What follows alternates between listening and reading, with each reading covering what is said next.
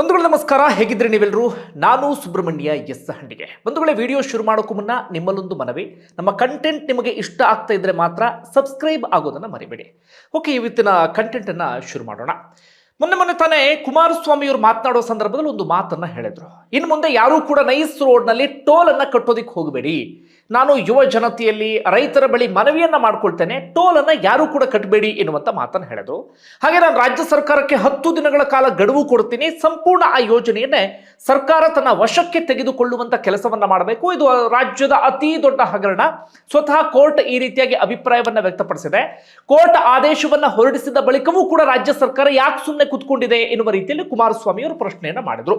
ಕುಮಾರಸ್ವಾಮಿ ಅವರು ಟೋಲ್ ಕಟ್ಟಬೇಡಿ ಅಂತ ಹೇಳಿದ ಮಾತ್ರಕ್ಕೆ ಅಲ್ಲಿ ಟೋಲ್ ಕಟ್ಟದೆ ಓಡಾಡೋದಕ್ಕಂತೂ ಸಾಧ್ಯ ಆಗೋದಿಲ್ಲ. ಯಾವ ವೆಹಿಕಲ್ ಕೂಡ ಅಲ್ಲಿ ಸ್ವಲ್ಪ ಮೂವ್ ಆಗೋದಕ್ಕೂ ಅವಕಾಶ ಸಿಗಲ್ಲ ಬಿಡಿ. ಆದ್ರೆ ಕುಮಾರಸ್ವಾಮಿ ಯಾಕೆ ಆ ಮಾತನ್ನ ಹೇಳಿದ್ರು ಅದನ್ನ ನಾನು ವಿವರಿಸ್ತಾ ಹೋಗ್ತೀನಿ. ಹಿಂದೆ ಒಂದು 2 ವಿಡಿಯೋವನ್ನ ಮಾಡಿದ್ದೆ ಅದಕ್ಕೆ ಸಂಬಂಧಪಟ್ಟ, ಯಾಕಂದ್ರೆ ಜನರಿಗೆ ಗೊತ್ತಾಗ್ಲಿ ಈ ವಿಚಾರ ಅಂತ. ಯಾಕಂದ್ರೆ ತುಂಬಾ ಜನ ಗೊತ್ತಿದ್ದರು ಮರ್ತು ಬಿಟ್ಟಿದ್ದಾರೆ, ಇನ್ನೊಂದಷ್ಟು ಜನರಿಗೆ ಗೊತ್ತೇ ಇಲ್ಲ ಇಂಥದ್ದೊಂದು ಆಗಿದೆ ಎನ್ನುವಂತಹ ಸಂಗತಿ ಬೆಂಗಳೂರಿನ ಬುಡದಲ್ಲಿ. ಹಾಗಾಗಿ ನಾನು ಅದನ್ನ ವಿವರಿಸ್ತಾ ಹೋಗ್ತೀನಿ, ಏನು ಎತ್ತ ಎನ್ನುವ ರೀತಿಯಲ್ಲಿ. ಆದ್ರೆ ನನಗೆ ಆಶ್ಚರ್ಯ ಆಗುವಂತ ಸಂಗತಿ ಏನಪ್ಪಾ ಅಂದ್ರೆ, ಯಾಕೆ ಇದಕ್ಕೆ ಸಂಬಂಧಪಟ್ಟಾಗ ನಮ್ಮ ರಾಜ್ಯದಲ್ಲಿ ಚರ್ಚೆ ಆಗ್ತಾ ಇಲ್ಲ? ಈಗ ಯಾಕೆ ಇದಕ್ಕೆ ಸಂಬಂಧಪಟ್ಟ ಹಾಗೆ ಧ್ವನಿ ಎತ್ತಾ ಇಲ್ಲ? ಹೌದು, ಕುಮಾರಸ್ವಾಮಿ ಅವರು ಏನೋ ಮಾತಾಡ್ತಿದ್ದಾರೆ, ಆದ್ರೆ ವಿಪಕ್ಷಗಳಿಗೆ ಅಂದ್ರೆ ಬಿಜೆಪಿ ಅಂತ ತಗೊಂಡ್ರೆ ಅವ್ರು ಏನು ಮಾಡ್ತಿದ್ದಾರೆ? ಯಾಕೆ ಪ್ರಶ್ನೆ ಮಾಡ್ತಾ ಇಲ್ಲ? ರಾಜ್ಯ ಸರ್ಕಾರ ಈ ವಿಚಾರದಲ್ಲಿ ಯಾಕೆ ಮೌನವಾಗಿ ಕುಳಿತುಕೊಂಡಿದೆ? ಗೊತ್ತಾಗ್ತಾ ಇಲ್ಲ. ಇನ್ನು ಕುಮಾರಸ್ವಾಮಿ ಅವರು ಹೇಳೋ ಪ್ರಕಾರ ಈ ವಿಚಾರದಲ್ಲೂ ನಾವು ಒಂದು ದೊಡ್ಡ ಹೋರಾಟವನ್ನು ರೂಪಿಸ್ತೇವೆ, ಜನರ ಜಾಗೃತಿ ಮೂಡಿಸುವಂತ ಕೆಲಸವನ್ನ ಮಾಡ್ತಿದ್ದೇವೆ ಅಂತ ಹೇಳ್ತಿದ್ದಾರೆ. ನೋಡೋದು ಏನಾಗುತ್ತೆ ಎನ್ನುವ ರೀತಿಯಲ್ಲಿ. ಬಂಧುಗಳೇ, ನಾನು ಇವತ್ತು ಅದನ್ನು ಕಂಪ್ಲೀಟ್ ಎಕ್ಸ್ಪ್ಲೇನ್ ಮಾಡ್ತಾ ಹೋಗ್ತೀನಿ, ಯಾಕೆ ಕುಮಾರಸ್ವಾಮಿಯವರು ಟೋಲ್ ಕಟ್ಟಬೇಡಿ ಅಂತ ಹೇಳಿದ್ರು ಅನ್ನೋದನ್ನ. ಮೊದಲು ಯೋಜನೆ ಏನು ಅನ್ನೋದನ್ನ ಚುಟುಕಾಗಿ ನಿಮಗೆ ವಿವರಿಸಿ ಅದಾದ ಬಳಿಕ ಈ ವಿಚಾರಕ್ಕೆ ಬರ್ತೀನಿ. ಬಂಧುಗಳೇ, ನೈಸ್ ರೋಡ್ಗೆ ಸಂಬಂಧಪಟ್ಟಾಗ ನಾನು ಮಾತಾಡ್ತಾ ಇರೋದು BMIC ಎನ್ನುವಂತ ಒಂದು ಯೋಜನೆ. ಶುರುವಾಗಿದ್ದು ಯಾವಾಗ ಅಂದ್ರೆ 1995ರಲ್ಲಿ ದೇವೇಗೌಡರೇ ಮುಖ್ಯಮಂತ್ರಿ ಆಗಿದ್ದಂಥ ಸಂದರ್ಭದಲ್ಲಿ. ಅಂದ್ರೆ ಅದಕ್ಕೊಂದು ಆರಂಭದಲ್ಲಿ ಒಂದು ಪ್ಲಾನ್ ಅನ್ನ ಹಾಕುವ ರೀತಿಯಲ್ಲಿ ದೇವೇಗೌಡರ ಸಂದರ್ಭದಲ್ಲಿ ಆಯ್ತು. 97ರ ಸಂದರ್ಭದಲ್ಲಿ ಅಧಿಕೃತವಾಗಿ ಎಲ್ಲವೂ ಕೂಡ ಈ ಯೋಜನೆಗೆ ಸಂಬಂಧಪಟ್ಟ ಹಾಗೆ ಚಾಲು ಅವೆಲ್ಲವೂ ಕೂಡ ಸಿಗುತ್ತೆ. ಏನು ಯೋಜನೆ ಪ್ಲಾನ್ ಏನಿದ್ದು ಅಂದ್ರೆ, ನಾನು ಹಿಂದಿನ ವಿಡಿಯೋಗಳಲ್ಲೂ ಕೂಡ ನಿಮಗೆ ಎಕ್ಸ್ಪ್ಲೇನ್ ಮಾಡಿದ್ದೇನೆ. ಏನು ಅಂದ್ರೆ, ಪ್ರಮುಖವಾಗಿ ಬೆಂಗಳೂರಿನಿಂದ ಮೈಸೂರಿಗೆ ಈಗೇನು ಎಕ್ಸ್ಪ್ರೆಸ್ ವೇ ಆಗಿದೆ, ಅದೇ ಮಾದರಿಯಲ್ಲಿ ಬೆಂಗಳೂರಿನಿಂದ ಮೈಸೂರಿಗೆ ಕಾಂಕ್ರೀಟ್ ರೋಡ್, ಎಷ್ಟು 111 ಕಿಲೋಮೀಟರ್ ಎಕ್ಸ್ಪ್ರೆಸ್ ವೇ. ಯಾವ ರೋಡು? ಕಾಂಕ್ರೀಟ್ ರೋಡ್, ಕಂಪ್ಲೀಟ್ ಒಳ್ಳೆ ಕ್ವಾಲಿಟಿಯ ರೋಡ್ ಅಂತ ಹೇಳಿ ಪ್ಲಾನ್ ಆಗಿದ್ದು 111 ಕಿಲೋಮೀಟರ್. ಹಾಗೆ ಈಗಿದೆಯಲ್ಲ ನೈಸ್ ರೋಡ್, ಅದೇ ಪೆರಿಫೆರಲ್ ರಿಂಗ್ ರೋಡ್, ಅದೊಂದು 41-42 ಕಿಲೋಮೀಟರ್. ಅದೊಂದು, ಅದಕ್ಕೆ ಲಿಂಕ್ ರೋಡ್ಗಳು ಹೆಚ್ಚು ಕಡಿಮೆ ಒಂದು 10 ಕಿಲೋಮೀಟರ್, ಜೊತೆಗೆ 5 ಟೌನ್ಶಿಪ್ಗಳು ಅಂತ ಪ್ಲಾನ್ ಆಗುತ್ತೆ. ಆಗ ಆ ನೈಸ್ ಕಂಪನಿ ಕೇಳಿದ್ದೇನು ಅಂದ್ರೆ, ನಮಗೆ 20,000 ಎಕರೆ ಜಮೀನು ಬೇಕು ಅಂತ ಹೇಳಿ. 13,000 ರೈತರಿಂದ ಕಿತ್ಕೊಳ್ಳೋದು, ಇನ್ನು 7,000 ಸರ್ಕಾರದ ಜಮೀನು ಇದೆ ಎನ್ನುವ ರೀತಿಯಲ್ಲಿ. ಅದಾದ ಬಳಿಕ ಭೂಸ್ವಾಧೀನ ಪ್ರಕ್ರಿಯೆ ಕೂಡ ಆರಂಭ ಆಗುತ್ತೆ. ಭೂಸ್ವಾಧೀನ ಪ್ರಕ್ರಿಯೆ ನಡೆಸಿದ ಯಾವುದು ಅಂದ್ರೆ KIADB ಅಂದ್ರೆ ಸರ್ಕಾರಿ ಸಂಸ್ಥೆ. ಕೇಳಿ ಬಂದಿರುವಂತ ಆರೋಪ ಏನಪ್ಪಾ ಅಂದ್ರೆ, ಮೊದಲು ಪ್ಲಾನ್ ಇದ್ದಿದ್ದು 20,000 ಎಕರೆ ಅಂತ ಹೇಳಿ, ಅದರ KDB 26,000 ತಗೊಂಡಿದ್ದಾರೆ ಅಂತಲೂ ಒಂದು ಕಡೆ ಉಲ್ಲೇಖ ಇದೆ. ಇನ್ನೊಂದು ಕಡೆ 28,000 ಎಕರೆ ನೋಟಿಫಿಕೇಶನ್ ಮಾಡಿದ್ದಾರೆ ಎನ್ನುವಂತ ಉಲ್ಲೇಖವೂ ಕೂಡ ಇದೆ.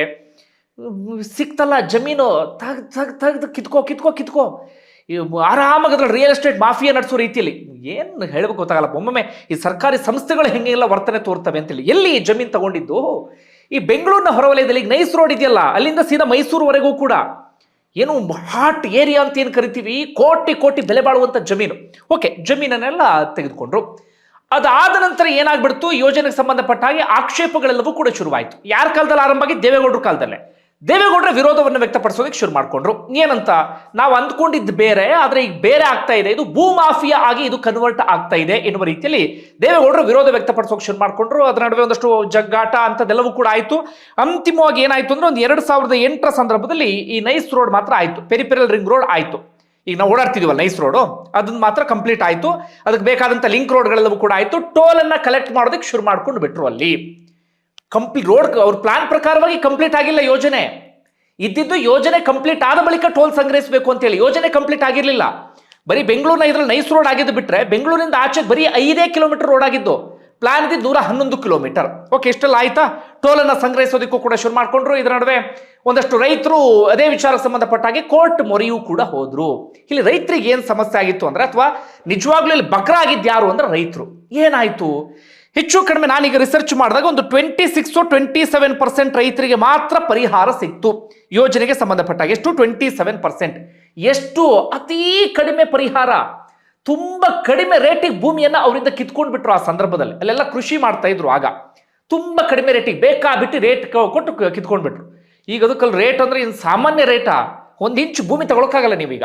ಆಗ ರೈತರಿಗೆ ಬೇಕಾಬಿಟ್ಟಿಯಾಗಿ ದುಡ್ಡು ಕೊಟ್ಟರು, ಒಂದು ಸರಿಯಾದ ರೀತಿಯಲ್ಲಿ ಪರಿಹಾರ ಕೊಡ್ಲಿಲ್ಲ. ಒಂದು ಮೊದಲು ಪ್ಲಾನ್ ಇದ್ದಿದ್ದೇನು, ಅವ್ರಿಗೆ ಸರಿಯಾದ ರೀತಿಯಲ್ಲಿ ಪರಿಹಾರ, ಅದಕ್ಕೆ ಪರ್ಯಾಯವಾಗಿ ಇನ್ನೊಂದು ಕಡೆಯಲ್ಲಿ ಭೂಮಿ, ಮನೇಲಿ ಒಬ್ರಿಗೆ ಸರ್ಕಾರಿ ಕೆಲಸ, ಹೀಗೆ ಏನೇನೋ ಪ್ಲಾನ್ ಇತ್ತು, ಅದ್ಯಾವುದು ಕೂಡ ಎಕ್ಸಿಕ್ಯೂಟ್ ಆಗ್ಲಿಲ್ಲ. ಒಂದು ಮತ್ತೊಂದೇನಾಯ್ತು ಅಂದ್ರೆ ಹೆಚ್ಚು ಕಡಿಮೆ ಒಂದು 63% ರೈತರಿಗೆ ಇವತ್ತಿಗೂ ಕೂಡ, ಇವನ್ ಟುಡೇ ಇವತ್ತಿಗೂ ಕೂಡ ಅವರಿಗೆ ಪರಿಹಾರ 1 ರೂಪಾಯಿ ಕೂಡ ಸಿಕ್ಕಿಲ್ಲ.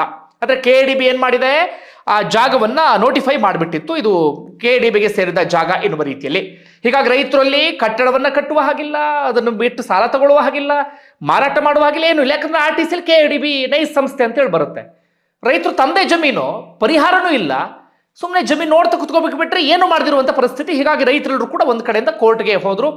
ಅದಾದ ಬಳಿಕ ಅದಕ್ಕೆ ಸಂಬಂಧಪಟ್ಟ ಹಾಗೆ ಸುದೀರ್ಘ ಸಂಘರ್ಷ ಎಲ್ಲವೂ ಕೂಡ ನಡೀತಾ ಇತ್ತು. ಅದರ ನಡುವೆ 2013ರಲ್ಲಿ ಅದೇ ಇದ್ರದ್ದು ನೈಸ್ ಸಂಸ್ಥೆಯ ಮುಖ್ಯಸ್ಥ ಕೇಣಿ ಚುನಾವಣೆಗೆ ಸ್ಪರ್ಧೆಯನ್ನ ಮಾಡಿ ಅಶೋಕ್ ಕೇಣಿ ಅವರು ಶಾಸಕರಾಗಿಯೂ ಕೂಡ ಆಯ್ಕೆಯಾಗಿ ಬಂದ್ಬಿಟ್ರು. ಅವರು ಸದನದಲ್ಲಿ ತಮ್ಮ ಸಂಸ್ಥೆಯ ಬಗ್ಗೆ ಅವರು ಕೂಡ ಸಮರ್ಥನೆ ಮಾಡ್ಕೊಳ್ಳೋದಕ್ಕೆ ಶುರು ಮಾಡ್ಕೊಂಡ್ರು. ಅಂದ್ರೆ ನಾನು ಕೇಳ್ತಾ ಇರೋದು, ಯೋಜನೆ ಕೆಟ್ಟದು ಅಂತ ನಾನು ಎಲ್ಲೂ ಹೇಳ್ತಾ ಇಲ್ಲ, ಒಳ್ಳೆ ಯೋಜನೆ. ಆದ್ರೆ ಹಳ್ಳ ಹಿಡ್ದಿದ್ ಹೇಗೆ, ಹಳ್ಳ ಹಿಡ್ಸಿದ್ ಯಾರು ಅನ್ನುವಂತ ವಿಚಾರ ಗೊತ್ತಾಗಬೇಕಾಗಿದೆ. ಅದರ ನಡುವೆ ಕೇಳಿ ಬಂದಿರುವಂತ ಒಂದಷ್ಟು ಚರ್ಚೆ ಅಂದ್ರೆ, ಈಗ 2004-05 ಸಂದರ್ಭದಲ್ಲಿ ಒಂದಷ್ಟು ರಾಜಕೀಯ ನಾಯಕರ ಮೇಲೆಲ್ಲ ಆರೋಪಗಳು ಕೇಳಿಬಂತು. ತಮ್ಮ ಸ್ವಾರ್ಥ ಸಾಧನೆಗೋಸ್ಕರ ಬೇಕಾಬಿಟ್ಟಿ ಜಮೀನನ್ನ ನೋಟಿಫೈ ಮಾಡಿಸಿ ಇವ್ರಿಗೆ ಕೊಡ್ತಾ ಇದ್ದಾರೆ, ರಾಜಕಾರಣಿಗಳು ಅದ್ರಲ್ಲಿ ಹಣ ತಿಂದಿದ್ದಾರೆ, ಒಂದಷ್ಟು ಸಚಿವರ ಹೆಸರೆಲ್ಲ ಕೇಳಿಬಂತು. ಆ ಟೈಮ್ನಲ್ಲಿ ಬಹಳ ಆಗ ಸದ್ದೆಲ್ಲವೂ ಕೂಡ ಆಗಿತ್ತು. ಇದರ ನಡುವೆ ಸರ್ಕಾರ ಏನ್ ಮಾಡುತ್ತೆ, ಸಿದ್ದರಾಮಯ್ಯ ಸರ್ಕಾರ ಒಂದು ಸದನ ಸಮಿತಿ ಅಂತ ರಚನೆ ಮಾಡುತ್ತೆ, TB ಜಯಚಂದ್ರ ಅವರ ನೇತೃತ್ವದಲ್ಲಿ. ಅವ್ರ ಸಮಿತಿ ಒಂದು ಸುದೀರ್ಘವಾದಂತ ವರದಿಯನ್ನ ಕೊಡುತ್ತೆ. ಆ ಸಮಿತಿ ಎಲ್ಲವನ್ನೂ ಕೂಡ ಸ್ಪಷ್ಟವಾಗಿ ಹೇಳುತ್ತೆ, ಹೌದು ಇಲ್ಲಿ ಎಲ್ಲಾ ರೂಲ್ಸ್ಗಳು ಕೂಡ ಬ್ರೇಕ್ ಆಗಿದ್ದಾವೆ, 22ಕ್ಕೂ ಹೆಚ್ಚು ಕೆರೆಗಳನ್ನ ಮುಚ್ಚಿಬಿಟ್ಟಿದ್ದಾರೆ ಇವರು ಯೋಜನೆಯ ನೆಪದಲ್ಲಿ. ಹಾಗೆ ಬೇಕಾಬಿಟ್ಟಿಯಾಗಿ ಜಮೀನನ್ನ ಕಿತ್ಕೊಳ್ಳುವಂತ ಕೆಲಸ ಮಾಡ್ಕೊಂಡಿದ್ದಾರೆ, ಲ್ಯಾಂಡ್ ಬ್ಯಾಂಕ್ ಅನ್ನ ಇಟ್ಕೊಂಡು ಬಿಟ್ಟಿದ್ದಾರೆ. ಈ ರೀತಿಯಾಗಿ ಅವರೊಂದು ವರದಿಯನ್ನ ಕೊಟ್ಟರು. ಆದ್ರೆ ವರದಿ ಏನಾಯ್ತು, ಅದೇನು ಪ್ರಯೋಜನಕ್ಕೆ ಬರಲಿಲ್ಲ, ಬರೀ ವರದಿ ಅಂತ ಒಂದು ಬಂತಷ್ಟೇ ಒಂದು ಕಡೆಯಿಂದನ. ಅದಾದ ಬಳಿಕ ಕಳೆದ ವರ್ಷ ಹೈಕೋರ್ಟ್ನಲ್ಲಿ ಏನು ಬಂತು, ಏಕಸದಸ್ಯ ಪೀಠದಲ್ಲಿ ಒಂದು ತೀರ್ಪು ಬಂತು. ಏನಂತ, ಈ ಯೋಜನೆ ಅಕ್ರಮ ಇದು, ಹೀಗಾಗಿ ಭೂ ಸ್ವಾಧೀನವನ್ನ ರದ್ದುಗೊಳಿಸ್ತಿದ್ದೀವಿ ಅಂತ ಹೇಳಿ ಈ ತೀರ್ಪು ಬಂತು. ಅದರ ವಿರುದ್ಧ ನೈಸ್ ಸಂಸ್ಥೆ ಮತ್ತೊಮ್ಮೆ ಮೇಲ್ಮನವಿಯನ್ನು ಸಲ್ಲಿಸಿತು. ಈಗ ಹೈಕೋರ್ಟ್ನಲ್ಲಿ ಆಯಿತು, ಮೊನ್ನೆ ತಾನೇ ದ್ವಿಸದಸ್ಯ ಪೀಠ ತುಂಬಾ ಕಾರವಾಗಿ ಪ್ರತಿಕ್ರಿಯೆಯನ್ನು ಕೊಡ್ತು. ಏನ್ ಹೇಳ್ತು ದ್ವಿಸದಸ್ಯ ಪೀಠ, ಇದು ರಾಜ್ಯದ ಅತಿ ದೊಡ್ಡ ಹಗರಣ, ರೈತರಿಂದ ಬೇಕಾಬಿಟ್ಟಿಯಾಗಿ ಅಕ್ರಮವಾಗಿ ಭೂಮಿಯನ್ನ ಕಿತ್ಕೊಂಡು ಬಿಟ್ಟಿದ್ರು ಇವರು, ಯೋಜನೆಯನ್ನು ಕೂಡ ಕಂಪ್ಲೀಟ್ ಮಾಡಿಲ್ಲ, ಸಾರ್ವಜನಿಕ ಹಿತಾಸಕ್ತಿ ಏನೇನೂ ಇಲ್ಲ, ಈ ಖಾಸಗಿ ಸಂಸ್ಥೆಗೆ ಸರ್ಕಾರವೇ ಸಾಥ್ ಕೊಡುವಂತ ಕೆಲಸವನ್ನ ಮಾಡಿದೆ, ಸರ್ಕಾರ ಯಾಕಿನ್ನು ಸೈಲೆಂಟ್ ಆಗಿ ಕುಳಿತಿದೆ ಅಂತ ನಾವು ಪ್ರಶ್ನೆಯನ್ನ ಮಾಡ್ತಾ ಇದ್ದೀವಿ, ಟೋಲ್ ಅನ್ನು ಕೂಡ ಅಕ್ರಮವಾಗಿ ಸಂಗ್ರಹಿಸ್ತಾ ಇದ್ದಾರೆ, ಕೆರೆಯನ್ನು ಕೂಡ ಮುಚ್ಚಿ ಅದನ್ನು ನುಂಗಿ ನೀರು ಕುಡಿದು ಬಿಟ್ಟಿದ್ದಾರೆ. ಈ ರೀತಿಯ ಕಾರವಾಗಿ ಹೈಕೋರ್ಟ್ ಪ್ರತಿಕ್ರಿಯೆಯನ್ನು ಕೊಡ್ತು. ಹೈಕೋರ್ಟ್ನ ಆದೇಶ ಏನು ಅಂದ್ರೆ, ಒಂದು ಭೂಸ್ವಾಧೀನ ರದ್ದುಗೊಳಿಸ್ತಾ ಇದ್ದೇವೆ, ಜೊತೆಗೆ ಇದಕ್ಕೆ ಸಂಬಂಧಪಟ್ಟ ಹಾಗೆ ಫಾರೆನ್ಸಿಕ್ ಆಡಿಟ್ ಆಗಬೇಕು, ಸ್ವತಂತ್ರವಾದಂಥ ತನಿಖಾ ಸಂಸ್ಥೆಯ ಮೂಲಕ ತನಿಖೆ ಆಗಬೇಕು ಅಂತ ಕೋರ್ಟ್ ಹೇಳಿದೆ. ಜೊತೆಗೆ ಟೋಲ್ ಕೂಡ ಅಕ್ರಮ ಅಂತ, ಸಂಗ್ರಹ ಅಕ್ರಮ ಅಂತಲೂ ಕೂಡ ಕೋರ್ಟ್ ಈಗಾಗಲೇ ಹೇಳಿದೆ. ಆ ಪ್ರಕಾರವಾಗಿ ಏನಾಗಬೇಕಿತ್ತು, ರಾಜ್ಯ ಸರ್ಕಾರ ಏನಾದ್ರೂ ಒಂದು ಮುಂಜೆ ಹೆಜ್ಜೆಯನ್ನು ಇಡಬೇಕಾಗಿತ್ತು. ಆದರೆ ರಾಜ್ಯ ಸರ್ಕಾರ ಏನು ಮಾಡ್ತಾ ಇದೆ, ಆ ಸಂಸ್ಥೆ ಸೀದಾ ಸುಪ್ರೀಂ ಕೋರ್ಟ್ಗೆ ಹೋಗ್ಲಿ, ಅಲ್ಲಿಂದ ತಡೆಯಾಗಲೇ ತರಲಿ ಅಂತ ಇವರೇ ಕಾಯ್ತು ಕೂತ್ಕೊಂಡಿದ್ದಾರೆ. ಇದು ನಮ್ಮ ಹಣೆ ಬರ. ಓಕೆ, ಇಷ್ಟೆಲ್ಲ ಆಯ್ತು. ಈಗ ಕುಮಾರಸ್ವಾಮಿ ಅವರ ಮಾತಿನ ವಿಚಾರಕ್ಕೆ ಬರೋಣ. ಪರ್ಟಿಕ್ಯುಲರ್ ಟೋಲ್ಗೆ ಸಂಬಂಧಪಟ್ಟಾಗ ಮಾತಾಡೋಣ. ಯಾಕೆ ಕುಮಾರಸ್ವಾಮಿ ಅವರು ಹಾಗೆ ಹೇಳ್ತಾ ಇದ್ದಾರೆ ಅಂದ್ರೆ, ಒಂದು ಇಲ್ಲಿ ನಿಯಮ ಇದ್ದಿದ್ದು ಏನು ಅಂದ್ರೆ, ಫ್ರೇಮ್ ವರ್ಕ್ ಅಲ್ಲಿ ಮುಂಚೆ ಅಥವಾ ಅಗ್ರಿಮೆಂಟ್, ಫ್ರೇಮ್ ವರ್ಕ್ ಅಗ್ರಿಮೆಂಟ್ ಅಂತ ಕರಿತೀವಲ್ಲ, ಅದ್ರ ಪ್ರಕಾರ ಇದ್ದಿದ್ದು ಏನು ಅಂದ್ರೆ, ನಿಮಗೆ ಯೋಜನೆ ಕಂಪ್ಲೀಟ್ ಆದ ಬಳಿಕ ಟೋಲ್ ಅನ್ನ ಸಂಗ್ರಹಿಸಬೇಕು ಅಂತ ಹೇಳಿ. ಆದ್ರೆ ಯೋಜನೆ ಕಂಪ್ಲೀಟ್ ಆಗಿದೆಯಾ? ಇಲ್ಲ. 111 ಕಿಲೋಮೀಟರ್ ಮೈಸೂರಿನ ರಸ್ತೆ ಎಲ್ಲಿ, 5 ಟೌನ್ಶಿಪ್ಗಳು ಎಲ್ಲಿ, ಈ ಕಾಂಕ್ರೀಟ್ ರೋಡ್ ಮೈಸೂರಿನವರೆಗೆ ಅದು ಎಲ್ಲಿ, ಅದೇ ಇಲ್ಲಿರುವಂತ ಪ್ರಶ್ನೆ. ಬರೀ ನೈಸ್ ರೋಡ್, ಒಂದು ಪೆರಿಫೆರಲ್ ರಿಂಗ್ ರೋಡ್ ಒಂದು ಮಾಡ್ಕೊಂಡು ಬಿಟ್ರು, ಈ ಕಾರ್ಗೆ 72 ರೂಪಾಯಿನ 76 ಏನೋ ತಗೊಳ್ತಾರೆ ಅವರು. ಜೊತೆಗೆ ಒಂದು 5 ಕಿಲೋಮೀಟರ್ ಅಷ್ಟೇ ಬೆಂಗಳೂರಿಂದ ಆಚೆಗೆ, ಅದನ್ನ ಮೀರಿ ರಸ್ತೆ ಆಗ್ಲೇ ಇಲ್ಲ. ಹೀಗಾಗಿ ಯೋಜನೆ ಪೂರ್ಣಗೊಳ್ಳದೆ ಟೋಲ್ ಅನ್ನ ಹೆಂಗ್ ಸಂಗ್ರಹಿಸ್ತೀರಿ ಅನ್ನೋದು ಇಲ್ಲಿ ಇರುವಂತ ಪ್ರಶ್ನೆ.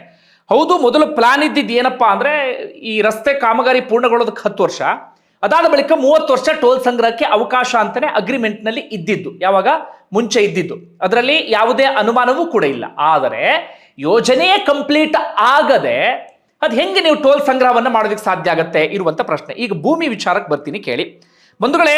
ಒಂದು ಮಾಹಿತಿಯ ಪ್ರಕಾರ 26,000 ಎಕರೆ ಭೂಮಿಯನ್ನ ಕಿತ್ಕೊಂಡಿದ್ದಾರಂತೆ ರೈತರಿಂದ. 26,000 ಎಕರೆ ಲ್ಯಾಂಡ್ ಬ್ಯಾಂಕ್ ಅನ್ನ ಅವರು ಇಟ್ಕೊಂಡಿದ್ದಾರೆ.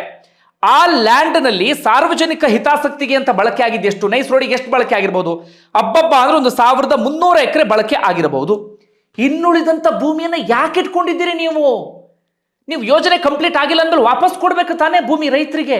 ಅದು ನೀವು ಹಂಗೆ ಮಾಡಲಿಲ್ಲ. ಏನು ಮಾಡಿದ್ರಿ? ರಿಯಲ್ ಎಸ್ಟೇಟ್ನವ್ರ ಜೊತೆಗೆ ಕೈ ಜೋಡಿಸಿದ್ರಿ, ಡೆವಲಪರ್ಸ್ಗಳ ಜೊತೆಗೆ ಕೈ ಜೋಡಿಸಿದ್ರಿ, ಕಂಡವರಿಗೆ ಭೂಮಿಯನ್ನು ಕೊಟ್ಟುಬಿಟ್ರಿ. ಕುಮಾರಸ್ವಾಮಿ ಅವರು ಹೇಳ್ತಿದ್ರು ಹೊಸಕೆರೆಹಳ್ಳಿ ಟೋಲ್ ಇದೆಯಲ್ಲ, ಅದು ರೈತರು ಭೂಮಿ ಅಲ್ಲಿ ಕಿತ್ಕೊಂಡ್ರು. ಈಗ ಶೋಭಾ ಡೆವಲಪರ್ಸು ಅವರು ಏನೋ ನೈಸ್ ರೋಡ್ ಹತ್ರನೇ NOC ತಗೊಂಡ್ಬಿಟ್ರು. ಅದು ಅವ್ರ ಅಪ್ಪನ ರಸ್ತೆ. ಕರೆಕ್ಟ್, ಅವ್ರು ಕೇಳಿದ ಪ್ರಶ್ನೆಯಲ್ಲಿ ಯಾವುದೇ ರೀತಿಯಲ್ಲೂ ಕೂಡ ತಪ್ಪಿಲ್ಲ. ಓಕೆ, ಎಲ್ಲೆಲ್ಲ ಅಪಾರ್ಟ್ಮೆಂಟ್ಗಳಾಗ್ಬಿಟ್ಟು ಸಾರ್ವಜನಿಕರು ಬಳಕೆ ಆಗಬೇಕಾಗಿದ್ದ ಭೂಮಿ ಅಪಾರ್ಟ್ಮೆಂಟ್ಗಳು, ಅಲ್ಲಿ ನೋಡಿದ್ರೆ ವಿಲ್ಲಾಗಳಾಗ್ಬಿಟ್ವು, ಈ IT ಹಬ್ಗಳಾಗ್ಬಿಟ್ವು, ಇವೆಲ್ಲವನ್ನು ಕೂಡ ಮಾಡಿಬಿಟ್ಟಿದ್ದಾರೆ. ಏನ್ರಿ ಇದು? ಸಾಮಾನ್ಯವಾದಂಥ ಹಗರಣ ಅಲ್ವೇ ಅಲ್ಲ. ನಿಮ್ಗೆ ಅರ್ಥ ಆಗ್ತಿದೆಯಲ್ಲೋ ನನಗೆ ಗೊತ್ತಾಗ್ತಾ ಇಲ್ಲ. ಅಂದರೆ ಈಗ ಯಾವುದೋ ಒಂದು ಸಂಸ್ಥೆ ಬಂದು ಆರಾಮಾಗಿ ರೈತರಿಂದ ಭೂಮಿಯನ್ನು ತಗೊಳ್ಳೋಕೆ ಸಾಧ್ಯ ಆಗುತ್ತೆ? ಇಲ್ಲ. ಇಲ್ಲಿ ಸರ್ಕಾರ ಏನು ಮಾಡ್ತು? ದಲ್ಲಾಳಿ ರೀತಿಯಲ್ಲಿ ಕೆಲಸವನ್ನ ಮಾಡ್ತು. ಅತಿ ಕಡಿಮೆ ರೇಟಿಗೆ ರೈತರಿಂದ ಭೂಮಿಯನ್ನು ತೆಗೆದು ಈ ನೈಸ್ ಸಂಸ್ಥೆಯವರಿಗೆ ಕೊಡ್ತು. ಆ ಪ್ರಕಾರವಾಗಿ ಏನಾಗಬೇಕಿತ್ತು? ಸಾರ್ವಜನಿಕರಿಗೆ ಬಳಕೆ ಆಗಬೇಕಿತ್ತು. ಹಂಗಾಗಲಿಲ್ಲ. ಅತಿ ಕಡಿಮೆ ರೇಟಿಗೆ ಭೂಮಿಯನ್ನು ಕಿತ್ಕೊಂಡು ಇವರು ಕಂಡವ್ರಿಗೆ ಬೇಕಾದ ರೇಟಿಗೆ ಮಾರಾಟವನ್ನ ಮಾಡ್ಕೊಂಡು ಬಿಟ್ಟಿದ್ದಾರೆ. ಇದು ಬೆಂಗಳೂರಿನ ಬುಡದಲ್ಲಿ ಆಗ್ತಿರುವಂತಹ ಹಗರಣ. ಆ ಕಾರಣಕ್ಕೆ ಕುಮಾರಸ್ವಾಮಿ ಅವರು ಕೇಳ್ತಾ ಇರೋದು, 26,000 ಎಕರೆ 27,000 ಎಕರೆ ಲ್ಯಾಂಡ್ ಬ್ಯಾಂಕ್ ಇಟ್ಕೊಂಡಿದ್ದೀರಿ, ಬರೀ 1,300 ಇದನ್ನ ಎಕರೆ ಬಳಕೆ ಮಾಡ್ಕೊಂಡಿದ್ದೀರಿ, ಉಳಿದ ಲ್ಯಾಂಡ್ ನಿಮ್ಮ ಹತ್ರನೇ ಇರುವಾಗ ಹೆಂಗೆ ಟೋಲ್ ಸಂಗ್ರಹ ಮಾಡ್ತೀರಿ? ರೂಲ್ಸ್ ಬ್ರೇಕ್ ಅಲ್ವಾ ಅನ್ನೋದು. ಮೂರನೇದು ಏನಪ್ಪಾ ಅಂದ್ರೆ, ಈಗ ನೈಸ್ ರೋಡಿಗೆ ಎಷ್ಟು ಖರ್ಚು ಮಾಡಿರ್ಬೋದು? ಅಬ್ಬಬ್ಬ ಅಂದ್ರೆ 1,000 ಕೋಟಿ ಆಗಿರ್ಬೋದಾ? ಹೋಗ್ಲಿ, 1,200 ಕೋಟಿ ಆಗಿರ್ಬೋದಾ? ಆದ್ರೆ ಇವರು ಇಲ್ಲಿವರೆಗೆ ಟೋಲ್ ಸಂಗ್ರಹ ಒಂದು ಲೆಕ್ಕದ ಪ್ರಕಾರವಾಗಿ ತಿಂಗಳಿಗೆ 360 ಕೋಟಿ ಆಗುತ್ತಂತೆ. ತಿಂಗಳಿಗೆ 360 ಕೋಟಿ. ಹೆಚ್ಚು ಕಡಿಮೆ ಅವರು ಇಲ್ಲಿಯವರೆಗೆ 4,500 5,000 ಕೋಟಿ ಟೋಲ್ ಸಂಗ್ರಹ ಆಗಿ ಹೋಗ್ಬಿಟ್ಟಿದೆ. ಮತ್ತೊಂದು ಮನಸ್ಸಿಗೆ ಬಂದಂಗೆ ರೇಟ್ ಆಗಾಗ ರೈಸ್ ಮಾಡ್ಕೊಂಡು ಹೋಗ್ತಾನೆ ಇದ್ದಾರೆ ಇವರು. ಆ ಕಾರಣಕ್ಕೂ ಕುಮಾರಸ್ವಾಮಿ ಹೇಳ್ತಾರೆ ಇದು ಟೋಲ್ ಅಕ್ರಮ ಎನ್ನುವ ರೀತಿಯಲ್ಲಿ. ಹೌದು, ಮೊದಲು 30 ವರ್ಷದವರೆಗೆ ಕಲೆಕ್ಟ್ ಮಾಡಬಹುದು ಅಂತ ಇತ್ತು. ಅದು ಯಾವಾಗ?